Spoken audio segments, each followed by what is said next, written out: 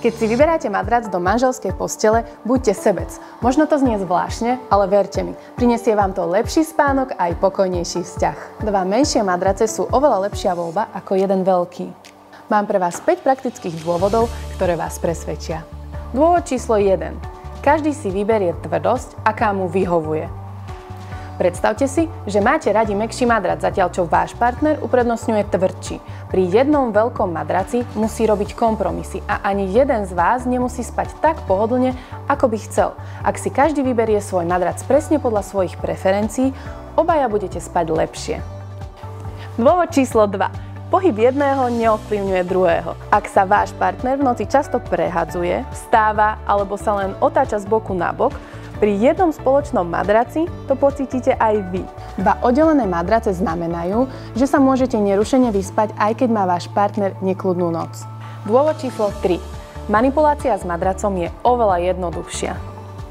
Skúšali ste niekedy otočiť veľký madrac alebo ho presunúť z jednej izby do druhej? S menšími madracmi je to oveľa jednoduchšie. Pri bežnej údržbe, ako je otáčanie alebo prenášanie, oceníte ich praktickosť. Dôvod číslo 4. Poťah z menšieho madraca sa zmestí do bežnej práčky.